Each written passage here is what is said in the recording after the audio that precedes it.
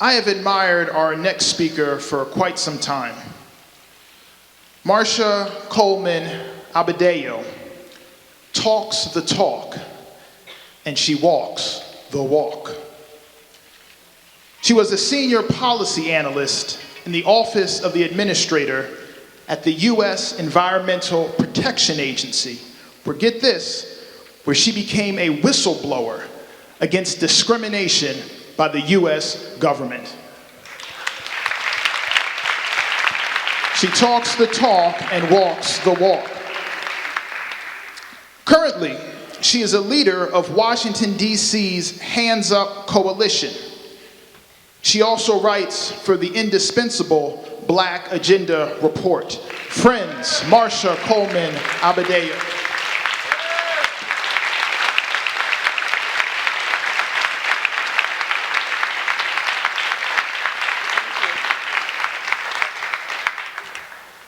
Power to the people.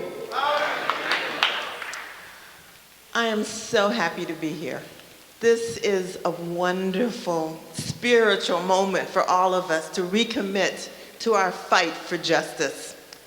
And I'd like to also thank two colleagues who are here with me today. The managing editor of Black Agenda Report, Glenn Ford,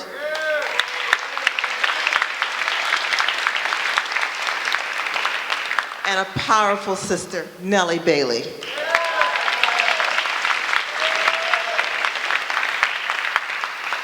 And I'd like to tell you why I am supporting Rise Up October. You see, I am the mother of a son who has been stopped by police over 30 times. That means my son's life has been threatened over 30 times. He has been terrorized by the police in the Washington, D.C. area. He has suffered severe depression and anxiety.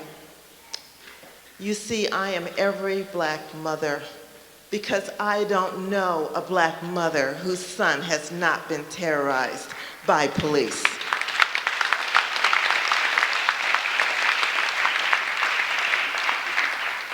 And you know, I don't even think we have the right to call ourselves mothers if we don't stand up and protect our children. I don't think we have the right to call ourselves fathers unless we stand up and protect our children. So we have recently organized a mothers organization, Mothers Against Police Violence, because not only are our children in Washington, D.C. being murdered and harassed, they're also being sexually abused in Washington, D.C. So we, as parents, need to stand up and say, you're either going to take us out or you're going to stop harassing our children. But you've got to take a choice because it cannot be both.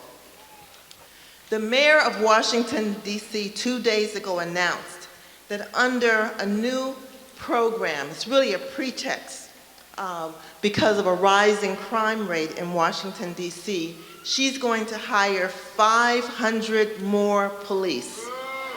Now you have to understand, she didn't say she was going to create 500 new jobs. No, what she's doing is she's putting in place a structure to kill and to incarcerate and to terrorize our children. And so in the streets of Washington, yesterday and today, we have been in the streets protesting this program.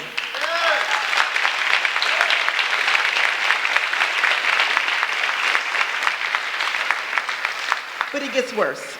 The program will allow police to search the homes of ex-offenders. And in the Washington, D.C., 1 out of every 5 Black guys are ex-offenders, which means that all Black men in Washington, D.C. essentially will be covered under this law.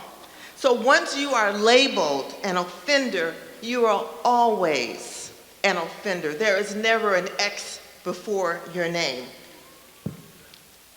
So this program will amount to the reactivation of the Fugitive Slave Act of 1850.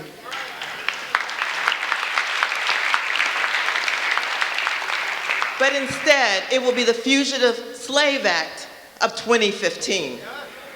So brothers and sisters, if this goes down in DC, next will be New York, and then Detroit. You've got it. So they mentioned that I write, and I'm an editor for Black Agenda Report. And this week in BAR, we are running an interview with Carl Dix. It's actually an interview that I conducted with Carl Dix.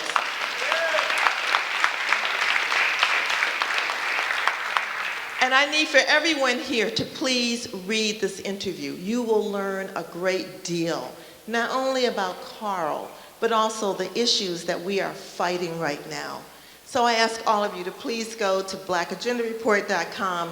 Please tweet it, love it, whatever you're going to do with it, but send it out to everyone you know. Power to the people.